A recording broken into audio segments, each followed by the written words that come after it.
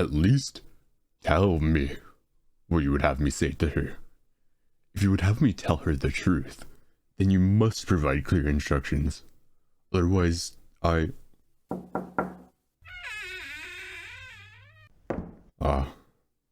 was wondering when you'd grace my halls, little star. Perhaps someday you will understand my little nickname for you, but for now, I bid you reveal in your ignorance. Did you not enjoy wondering what it might mean? Precisely. I will not darken the inquisitive glimmer in your eyes with a straight answer. Keep wondering, my little star, and share with me your every guess. I look forward to hearing every single one. Distract me from my duties. My dear, when the gods gave me a star to sit by my side, I would only be a fool to look at the heavens. Of course, you wish to know why I summoned you here. Indeed, there's plenty you can help me with. Why, your existence is a blessing in itself. I'm certain Her Royal Highness would agree, of course. Nevertheless, I did not summon you here for any of your surely tiresome tasks as a knight. Instead, I would ask you assist me with my work. Here, we have the tools of my trade, if you will. Where you use your sword and shield, I use these cards and relics. There are 12 cards, face down, of course. Alongside them, you see these bottles. They each contain a divine relic. Now, I ask you kindly to select one of these bottles. No need to dwell on it too much. Just choose whichever one you feel like your heart is drawn to, my little star.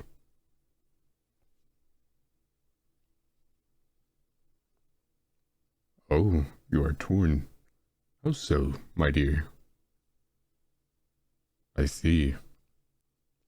So your attention was first drawn by the starlight, but rather than be your own choice, insisted to guide you to choose another? That is hardly nonsensical at all, my little star. Now tell me, which did it bid you to choose? Oh, very intriguing. Now tell me, which of these piles of cards do you feel a strong connection to? Again, no need to dwell on the matter. Simply make your choice without fear or hesitation. That one. Amelia, the goddess of love. Intriguing, indeed. And which card do you feel as though you would loathe to select, my little star?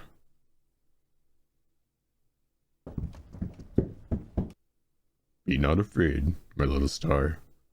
I understand your concerns, but alas, we must face our fears. Rest assured that I will be by your side, and I will protect you. Well, as much as a diviner can protect an armed knight, that is. Now tell me, which card has caused you distress, my dear?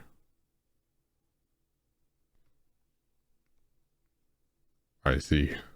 Truena, the goddess of temperance. Very well, my little star. Come sit. I shall make you some tea and explain to you what you have just learned from me. Although, you must forgive me for my deception. I admit, even I could not foresee just how tiresome this task would be for my little star. As you know, each night I prepare a report for the heavens for His Majesty.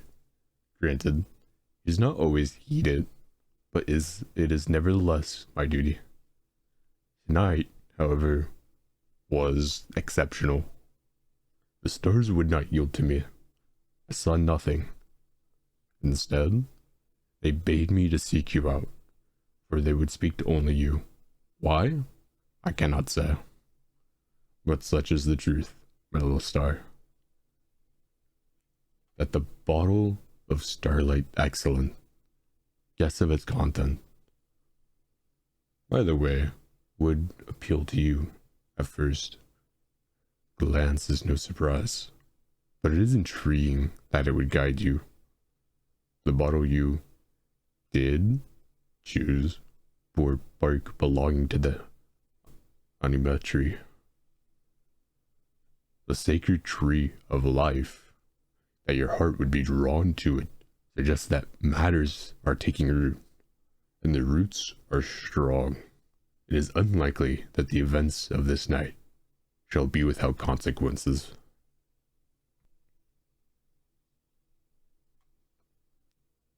Ah, you fear for me.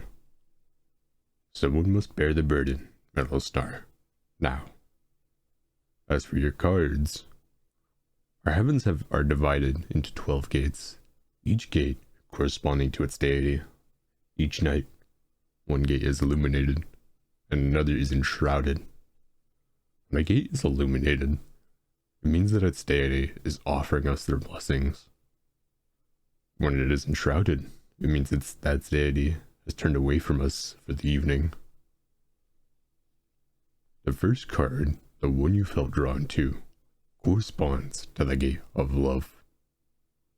The goddess, Aurelia, is a fickle one, but she is true. Whatever shall unfold tonight, it will be done for love, however misguided it may be. Second card corresponds to the gate of temperance, enshrouded in the dark. There are those whose actions will be unbridled, like unfettered beasts. Not you, my little star, but others. You must tread carefully, lest you be swept up in their tempest. Enough. You've already done enough for me. I would not trouble you further with the task of understanding the gods' fickle whims. Are you feeling better? I'm glad to hear it, my dear. Then try to gate. Yes, indeed. It will not affect you. Alas, little star asks yet another question. Then you must know the answer already.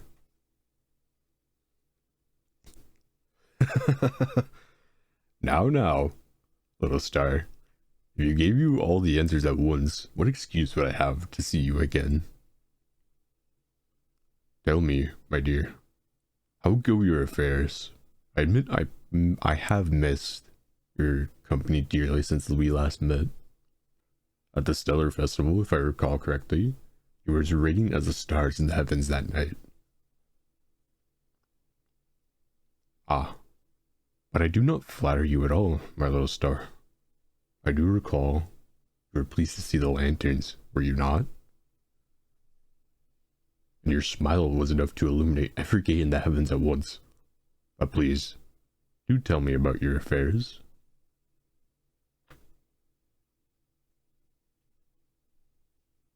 I see. No doubt Her Highness fears for her brother. I've heard the whispers among the knights, of course, that the king has been changed as of late. But I must ask you, my dear, do not busy yourself overmuch with royal affairs. You are something far greater than a knight. You are a star, brilliant and bright. You must not allow the king's volatile nature to dull your shine, my dear. You wish to know the origins of the Stellar Festival? And you won't take a riddle for answer. Very well, my dear. But it is a long tale. Would you like to listen to it? Or would you prefer an abridged explanation? Ah, of course. How foolish of me to think you would settle for anything less with the story in its entirety. Very well, my inquisitive little star. Make yourself comfortable and listen. I'll revive the fire in the meantime. Once upon a time, two lovers met beneath a full moon. The heaven's gates were radiant and bright. And so, the man asked for his beloved's hand in marriage, that they may remain together for eternity in a blessed union. The woman was gentle of heart and loved him true, but she feared his words may be sweeter than his love. Thus, she made him a request. She would marry him and love him for all eternity. But before the 6th year of their marriage, he must give her a star from the heavens. If he did not, she would surely die of heartbreak. Ah, you think the lady is demanding, my dear? Perhaps, but lovers have done much and more for one another. Now, don't interrupt me, my little star. The goddess of patience would disapprove of your interruptions, you know. The young man loved his bride dearly, and so he resolved to make her wish come true. Each night, he would stand beneath the skies and watch the stars. He would pray to the gods to send him a star from the heavens, that he may keep his word, but they paid him no heed. He attempted to climb, to fly, to snatch a star from the skies, as love would know that he loved her true. Each night, he would return empty-handed, and resolve to resume his search the following night. Until the 6th year came, and the young man's beloved grew ill with heartbreak. So sweet has been his words, and yet their home was darker than the deepest shroud, for he had not kept his word to her. As she lay in his arms, frail and frightened, the young man wept. He asked her how she could still doubt his love when he had spent each and every night in pursuit of her one wish. But she would no longer speak. Her body had grown weary with worry for him, when he would not return for home until dawn, and her heart had grown heavy with hurt at his abandonment of her each evening. As her eyes fell closed, the young man cried to the heavens once more.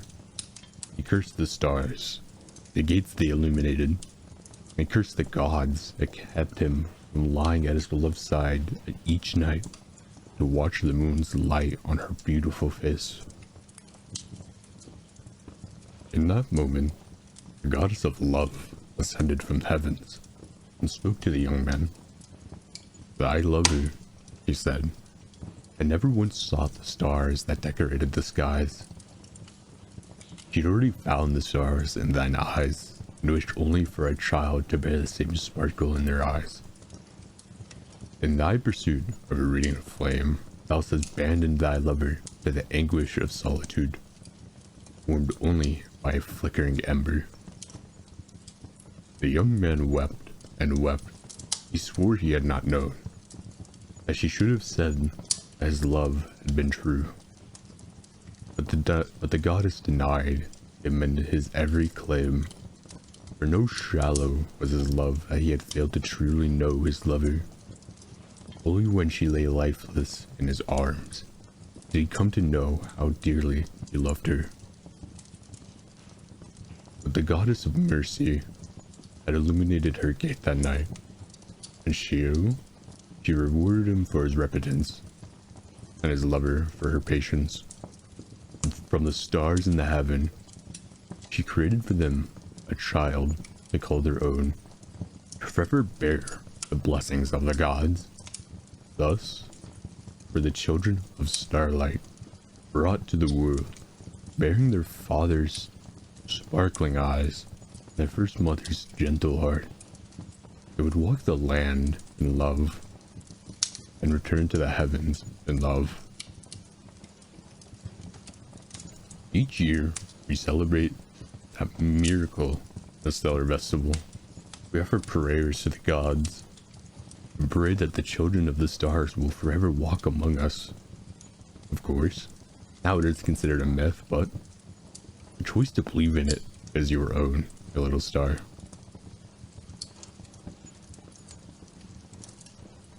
Oh, you're falling asleep, my dear.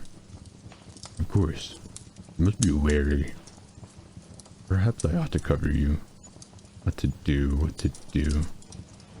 Ah, this blanket should do nicely. Sleep well, my little star. Swim through the sky and dance among your sisters and brethren. Seek the answers that lie in the moon's darkness, and shine with your radiant light upon them until your curiosity is said, and sleep, and all shall well when you awaken. Until then, I will keep my vigil here by your side.